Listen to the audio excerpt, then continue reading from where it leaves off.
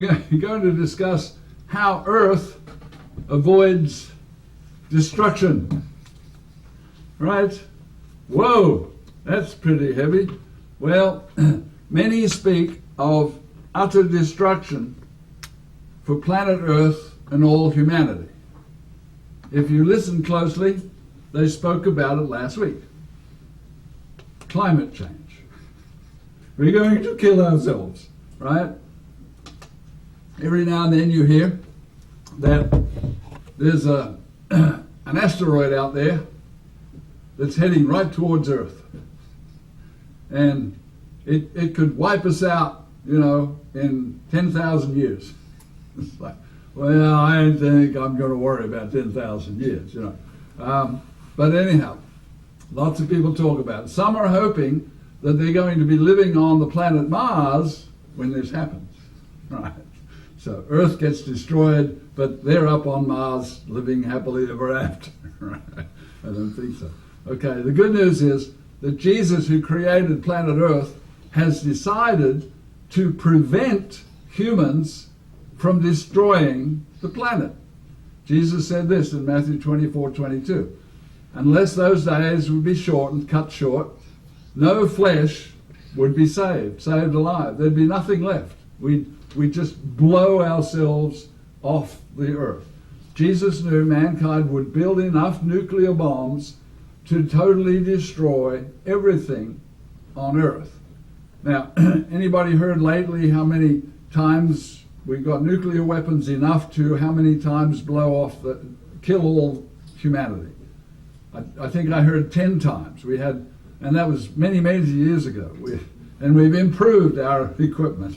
Right, it's more deadly now than it ever was. So back in those days when I heard it, it was like we have enough nuclear weapons to destroy the planet 10 times over. And you only have to do it once. Right? So as humans approach that possibility, Jesus plans to take control of all human governments. Right? And just scroll the sky back and come riding down on a white horse. We see that each year when we keep the Feast of Trumpets, and announce to the world that he's in charge now of everything. And the beast power says, no, you're not. And Jesus says, well, send your soldiers over here to Jerusalem and we'll talk about it for a couple of seconds, right? And then it'll all be over. So Jesus is showing us the countdown map and each step for saving planet Earth, and he does it in Leviticus 23. And most people go, no, it should be in the book of Revelation. No, he shows us on an annual basis by keeping his appointments, by going to and worshiping on special days where we focus our mind year after year after year after year on these major events of how he's going to save the planet. Most people do not diligently search to know exactly what the Jesus plan is. And most people, they can tell you like 2% of what Jesus taught. They can't tell you 80 or 90% because they don't diligently search and study it. Jesus created 4 worship meeting appointments to remind us every year of his plan. And every year his plan gets closer and closer and closer to the finish line and the new world, the new 1,000-year millennium peace on earth. These reminders have occurred every year since Moses. Now, very few people have been doing them, but they were there. God said, here it is. You have to bring yourself and be part of this worship system. And most people say, no thanks. That's old hat. I don't understand it. It's not for me. It's still God, God is up in heaven looking down and said, well, how many we got attending Feast of Trumpets this year? Oh, well, that's not very many, is it? Oh, well. But his church will never die out, so there's still going to be somebody doing it. These reminders, like I say, have occurred every year since Moses. Now let's look at the first reminder appointment in Leviticus 23:24. Speak to the children of Israel, in the 7th month, on the first day of the month, shall be a Sabbath rest, a memorial of blowing trumpets, a holy convocation. The word memorial there, if you look up the Hebrew, it means the word memento, right? And what does memento mean? Well, an engagement ring is a memento reminder to everybody who sees that ring on the young lady's finger that she's soon going to be married. It's a future-looking memento reminder, not just a reminder of the past. The 4th of July is a reminder of the past, right? On the 4th of July, do you say, oh boy, next 4th of July in Jerusalem? Right? The 4th of July doesn't remind you of something in the future. It just reminds you of something in the past. And it should remind you that the country was built on freedom, and we need to struggle to keep freedom, because we could lose it real easy. This annual reminder worship appointment focuses our mind forward to the day when Jesus returns and appears in the sky. Revelation 19:11. Now I saw heaven open, the sky gets to scroll back, and behold, a white horse, and he who sat on the white horse was called Faithful and True, and he judges and makes war. Now, sweetie Jesus, why would he want to come back and make war? Because humans are going to reject him, just like they do today. Only this time the beast power will have taken military control of the planet, and he'll be saying, my military is going to stop you, Jesus, from taking control of the planet, which is kind of like telling an angel, no, you can't do that. Angels are a different kind of beings. So next comes the second worship appointment service in Leviticus 23:26. And the Lord spoke to Moses, saying, also in the 10th of the 7th month shall be the day of atonement. It shall be a holy convocation. You shall afflict your souls. Verse 28, and you shall do no work on the same day, for it is the day of atonement, to make an atonement for you before the Lord your God. At the start, making atonement, back in Leviticus 16, making atonement was one single day in the year to make an atonement for everybody in the nation of Israel. It wasn't you personally, it was the whole nation's collective sins of the last year were going to be wiped clean. And the nation was going to be at peace with God because they got a clean slate and they're starting over a whole new year, right? So there were other ways to make personal repentance and get personal atonement. And there's like 3 or 4 chapters in Deuteronomy that explain how you do that, right? So if you have sinned and you are sorry and you're repentant, then you went to the priest and he made an atonement for you on that day, whatever day of the year it was, and you went home forgiven. So there was a personal atonement system. Then there was this one day in the year, annual, the high priest makes an atonement. God is absolved, takes away all the sins, and now you're at peace with God starting out on a new year. So, and it was pictured by a goat carrying away from the nation all their wicked failures. And it was a great schooling thing for children. You could have the children, the little ones could be on your shoulders, and you could say, can you still see the goat? Yeah, I can still see the goat. He's getting near the top of the hill. Can you still see the goat? Yeah, they're on the top of the hill now. I can still see the goat. Okay, can you still see? I can see half the goat. Oh, so he's almost gone. Yeah. Okay. Oh, he's gone. I can't see the goat anymore.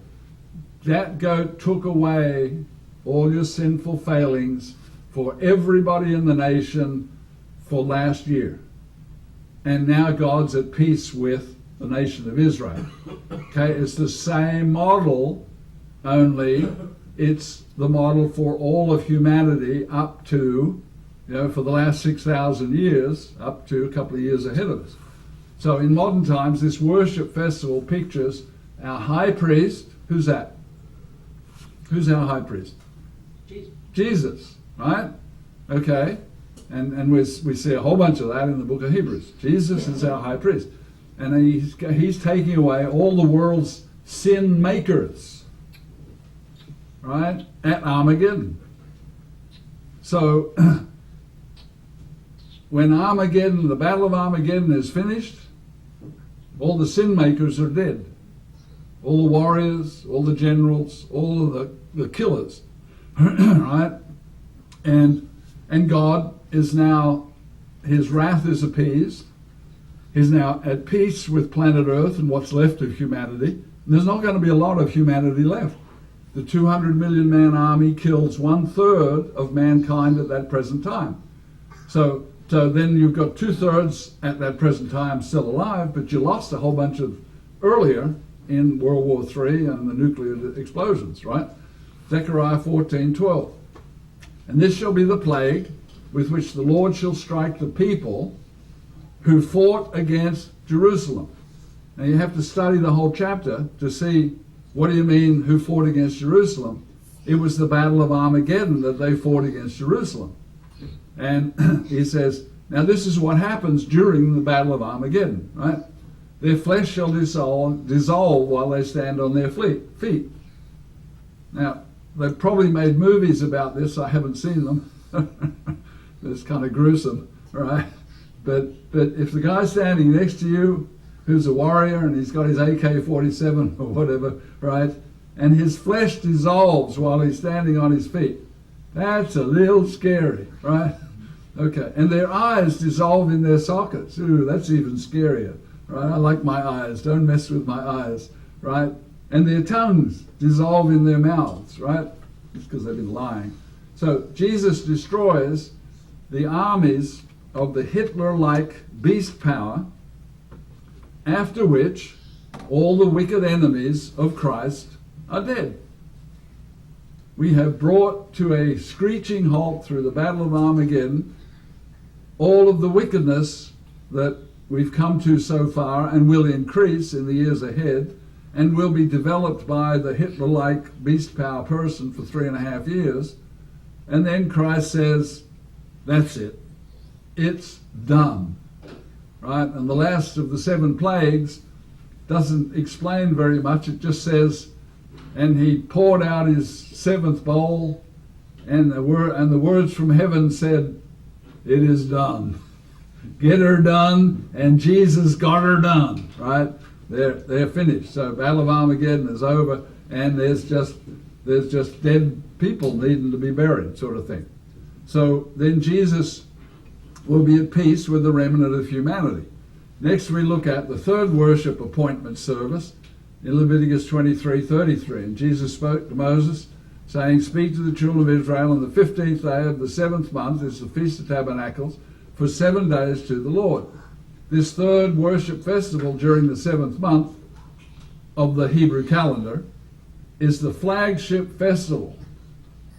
This is the big one. This is the glory one. There's not a lot of glory. There's glory for you personally on trumpets, because you get to fly. You don't have to have wings. You just get to fly, because you'll have a spirit being body, right? And you're going to be so happy on that day. But the rest of the world won't be so happy, because they saw a whole bunch of dead people rise out of the cemeteries, and that's a little confusing, right? And then Jesus, they're firing rockets at Jesus on the white horse and all the angels on the white horse, and this big meeting of saints in the clouds, and they're firing missiles, and nothing's happening. And this is obviously an attack from the aliens from Mars or from outer space or from someplace, right? But so trumpets is going to be a great day for church members who've been looking forward to that day. Atonement is going to be a pretty sad day for a lot of people who lived under the beast power rule, because it just destroyed everything, all of his armies. They're gone, right? And then this is the flagship. This is the Feast of Tabernacles, pointing to 1,000 years of peace on earth. Now, every year at Christmas time, if you accidentally hear the radio, they'll be singing about peace on earth and goodwill towards men. Have you ever seen any of that? Does anybody do any of that, or they just sing about that, right? It doesn't seem to happen very much, right? So at the future Feast of Tabernacles, the nations will appear in Jerusalem to worship King Jesus in person. glowing, shining, radiating, right? Speaking as Jesus speaks, right? Giving the sermon at the Feast of Tabernacles, and to learn of his plans for the next 12 months. It's like an annual thing. Every year you come to the Feast of Tabernacles, you learn of the plans for the next year. And why do you not learn for the next 2 years? Because you're supposed to come back in a year and learn for the next year, right? Zechariah 14:16. It shall come to pass that everyone who is left of all the nations that came against Jerusalem, Armageddon, right, shall go up from year to year to worship the King, the Lord of hosts, Jesus, and to keep the Feast of Tabernacles. So the Feast of Tabernacles is like the 7-day gather together, the pilgrimage feast. The people all come together. They have extra money. They've been saving extra money with their second tithe. They come in and they live for like 7, 8, 9 days like people will live at peace, and no police force. Right now, in this life, I am not saying we don't want to have a police force. Lots of people are saying get rid of the police. I'm not saying that. I'm saying let's reinforce the police for now.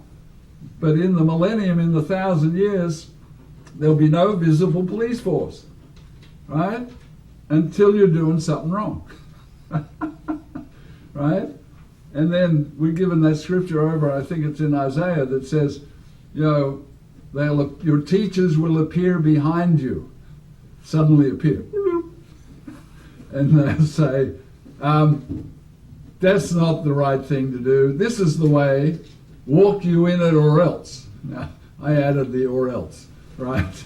But if you have a police force that suddenly appears and shining like an angel and says, hey, don't be doing that, it's like, is that going to be a little more powerful than seeing a police car coming down the highway? It's going to be a pretty powerful moment. All right, the fourth worship appointment service from the 7th month pictures the second general resurrection, which comes after the 1,000 years of peace on earth. Revelation 20 verse 4. And they lived and reigned with Christ for 1,000 years. That's the first resurrection people who were faithful to Christ. They abided, they learned, they practiced Jesus Christ thinking for in their lifetime, and they died whenever they died, faithful to Christ. Verse 5, but the rest of the dead. Now, this is one of my top favorite scriptures, because 2 billion Jesus following people today will tell you in roundabout ways there are no dead people, right? Because they are taught in church that if you're a good Jesus person, the instant you die, you enter heaven. You're up in heaven just the instant you die. You don't have to wait. Oh, wait, the Catholics have you wait a while somewhere, but let's not worry about them, right? Most everybody else is taught the instant the good Jesus person dies, boom, there they are in heaven. And they've got a happy, smiley, non-flesh body. They've got a spirit body somehow. Okay. If you're not a Jesus person, boom, the instant you died, you're in hell, suffering, torture. And there's no hope of you ever getting out of there. You are stuck there for generations, forever and ever and ever and ever and ever. You're going to be tortured, which is like mind-boggling. How's that going to work? Except nobody ever tells you which person in their family that was. That's right. You don't go to funerals where they say, last funeral they went to heaven, but this one we're sorry to say they're off to hell. Because that doesn't work. Okay, so the rest of the dead, meaning there are dead people, meaning everybody who died is not in heaven, because Jesus said nobody is going to heaven. They went into the graves. Everybody is in the graves. God has their spirit, their memories, their being, their recollection of who they are. He has that stored in a safe place. It's never going to be destroyed until later if they refuse to obey Christ, right? And then he'll put it back in a body. He'll either put it back in a body on the first day of the 7th month on trumpets, when he puts, dead Church of God people, he puts their spirit back in a spirit being body, and they live forever. This is the second resurrection. This is all the people who died and went into the graves. And it says the rest of the dead people who are in the graves did not live again until the 1,000 years was finished. So you've got the beginning of the 1,000 years, you've got spirit beings who used to be humans who are now in the God family, and they have spirit being bodies. So that's one group, the God family. Then you have humans that lived through the tribulation period and into the beginning of the millennium, and they're human beings, and they will live in the millennium, and they'll have babies, and their babies will play on snakes' nests, and their babies will have lions for pets. You know, I don't know. I want a small lion for my granddaughter or something. I wouldn't want a big, fat, heavy, 400-pound lion, because even though he's eating grass, he just might lie down on your granddaughter or something. You know. But anyhow, so God is going to create a fabulous world of peace and joy and happiness for little children and teenage children and grown-up children.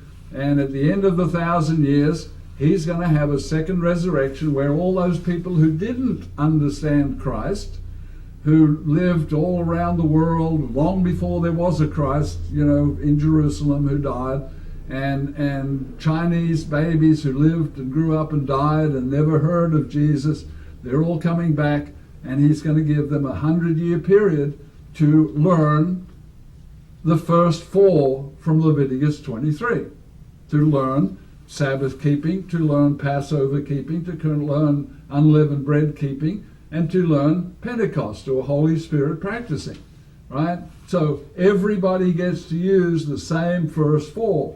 This second 4, in the 7th month, all 4 of them in the 7th month, they show how Jesus has a plan for anybody and everybody who didn't make it into the first resurrection. And that is an incredible, merciful God who's doing that. So the rest of the dead do not live again, for the 1,000 years were finished.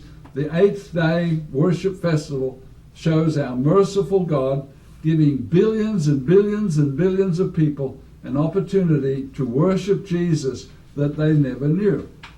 Most humans have no knowledge that Jesus will stop humans when they're getting close to destroying humanity, because God doesn't even come into their thinking in a lot of cases. Revelation 11:18.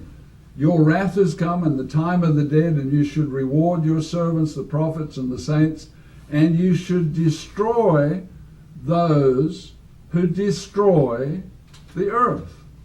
So when we get a few more years into the future, and we have detonated nuclear weapons, and we have, what's the difference between climate change the way they tell it now and climate change the way they tell it after there's been a nuclear war? Is a big difference, right? You can't live with radioactivity, right? Anyhow, so Jesus is coming back to destroy those who are destroying planet Earth, because he's got plans for planet Earth, and he doesn't want it destroyed. He wants people to live over into the 1,000 years. So every person could know Christ's countdown map for themselves for the next 1,100 years of human history. They could know that if they would just obey Jesus and worship him during the 4 7-month festivals in Leviticus 23. The 4 festivals promise us that Jesus will not allow humans to destroy